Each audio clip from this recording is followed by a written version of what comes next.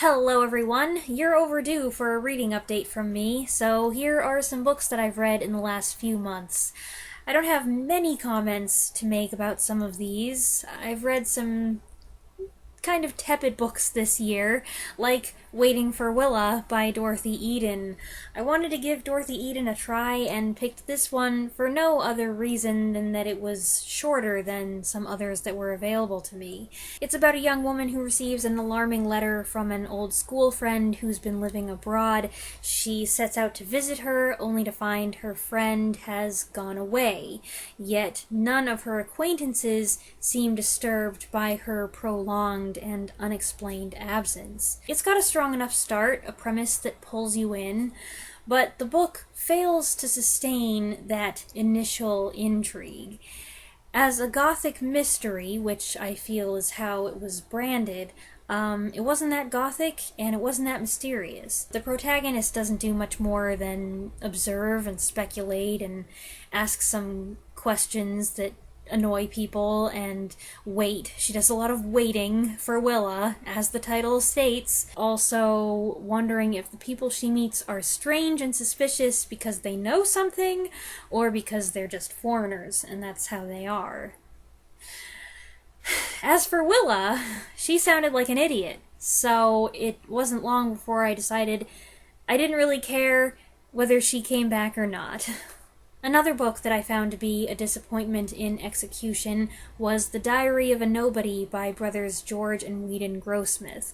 It's a parody of 1890s middle-class life, where the main character is a milquetoast clerk with a tendency to make a big deal out of things that aren't very important at all. Going into this, and I've had this one on my reading list for many years, I anticipated that it would be something in the spirit of Three Men in a Boat, a book that's a lighthearted yarn about silly people doing things that aren't very sensible, but it's all just a rollicking good time. The Diary of a Nobody was amusing at times, and there were a few pages that were very funny, but its shtick got old. But more than that, it had a mean-spirited attitude toward the faithful, ambitionless, steady, hard-working, traditional, lower-middle-class type that the main character represents. And it's not that I had a whole lot of respect for him. He was a fool, but I do have respect for those kinds of people. I come from those kinds of people, and I felt that this book was excessively harsh and flippant. In the modern vernacular, it had kind of an okay boomer vibe, and I don't like that kind of thing. And I also felt like it was trying to condemn a certain kind of loftiness, a certain snobbery, yet in the process, it itself became snobbish. And it just, The Girl Who Was Supposed to Die by April Henry was good. Henry writes young adult mystery thrillers that, in my opinion, only get classified as young adult because the central characters are teenagers. Admittedly, based on the 3 or 4 April Henry books I've read, she does have a tendency to do variations on a particular theme, a particular scenario, but if you like that kind of thing, it's not such a big deal. This one has lots of twists and turns, and I liked it a lot. Its biggest drawback was how far-fetched it became with regard to how capable, physically and mentally, this 16-year-old girl was when it came to overpowering her pursuers. But it was exciting and touched on some good topics. Jane of Lantern Hill by Lucy Maud Montgomery was also an enjoyable read.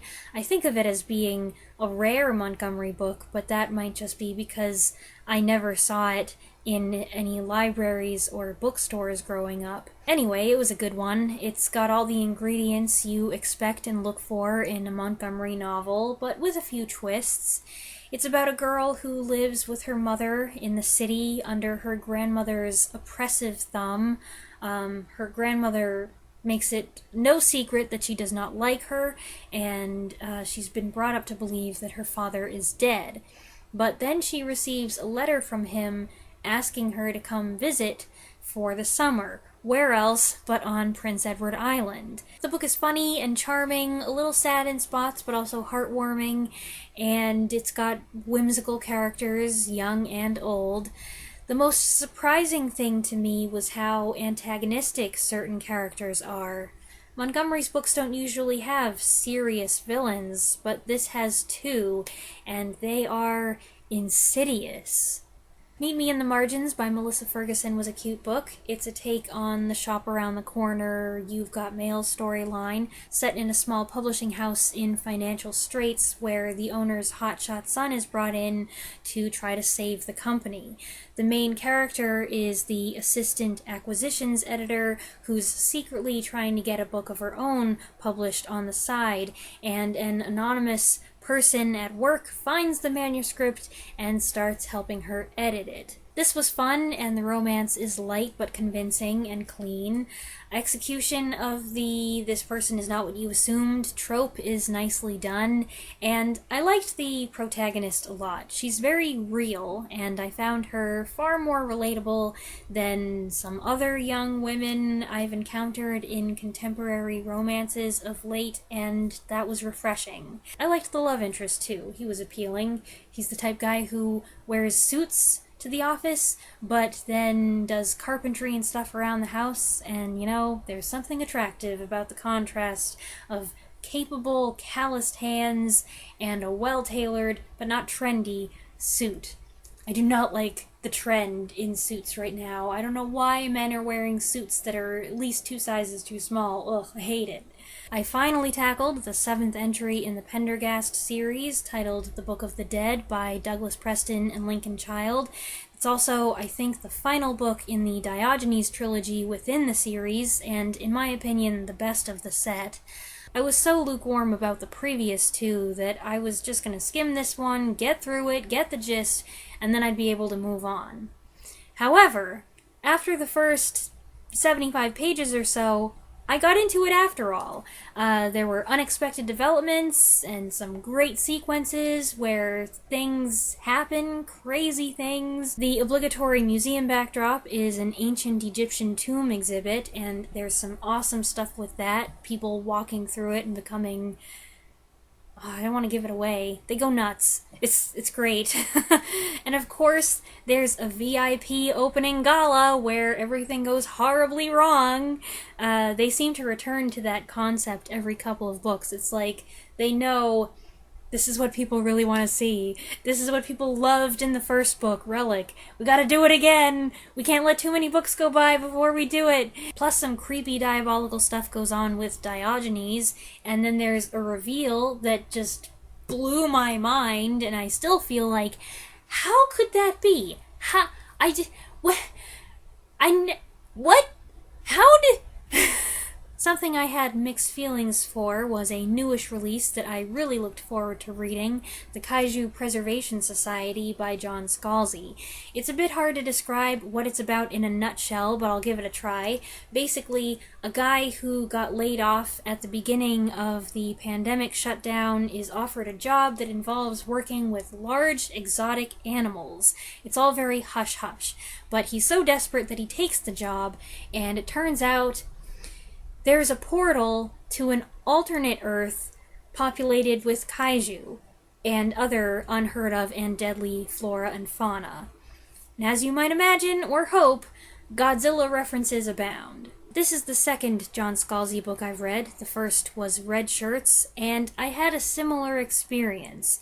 It starts off great, and it's brilliantly funny and creative, but then the last act is weak. The first half of the book was close to awesome. It's witty and fun and charming and 100% geared toward giant monster movie fans. Not kid-friendly, though. But while the direction it took once the plot actually kicked in, once it wasn't just, here's the world, and it became about a conflict, was not confusing for me like I thought it was in Red Shirts, it became kind of boring and anticlimactic and predictable. Now, by his own admission, Scalzi wrote this book just to be fun. It is meant to be the feel-good literary equivalent of a popcorn movie. And do popcorn movies have lame, predictable third acts? Absolutely. But I would have been more satisfied if it had gone in a direction that wasn't so overdone. Also, by that point, even though the book is not that long, the heavy dose of jokes and the style of humor had become tiresome, and Scalzi also seemed to stop resisting the urge to make political comments, and that was a turnoff. I didn't want to hear his political comments. Here I am, 2 days later. I took too long filming the first part and had to stop. As an in-between read, I picked up Kasie West's Places We've Never Been because her young adult romances are nice palate cleansers. This one's about a high school senior who goes on a joint road trip with her family and a family that they used to be close to until they moved away years ago. That includes her former best friend, who's a guy, with whom she's lost touch. I liked this one. I didn't like it quite as much as some other Kasie West books I've read. I was disappointed that there wasn't as much of the tight family dynamic that she usually includes in her books. Not that it wasn't there, but this focused more heavily on tension with the main character's two best friends, past and present. And then there was more tension that developed on the side with both families. And what I liked the least is that it turned out to be a pile-up of secrets. And I'm never a fan of that. I always find that frustrating because it just feels so unnecessary. I just feel like, skip the angsty drama and tell the truth already. After that, I tackled a sci-fi book I've had on my list for a year, Colossus by D.F. Jones. I mentioned reading this last week when I discussed Terminator 2. Colossus is set in the semi-distant future where a supercomputer has been built that will be given control over the nation's entire defense system. But when it's turned on, it's soon made clear that the machine is much smarter than anyone realized or intended. My verdict is, it's a good book that provided the framework for an even better movie. I talked about 1970s Colossus, The Forbin Project last year. I am happy to report that it's a very close adaptation. I was impressed at how close it was. Just a few points are rearranged, a couple elements are removed. I was even more impressed by the smart decisions that were made regarding what to change. The screenplay made some wise moves with regard to the romantic angle in particular. In general, Jones doesn't seem very good at writing women, at least not in a way that isn't a little condescending. We are told over and over again how smart and capable she is, how qualified she is to be in her position, yet we're not allowed to actually see her doing much, and when she's needed the most, she's often not around. She's off showering, or crying, or resting. The main plot material is solid, though, and this is actually the first of a trilogy. There are 2 more books detailing what happens next, and I do intend to read those. I already know things get kinda kooky, so that'll be fun. The next book is the most significant one that I asked for and received for Christmas, titled Wounded Tiger by T. Martin Bennett. It's a true story. It says down here, the pilot who led the attack on Pearl Harbor, whose life was changed by an American prisoner and by a girl he never met.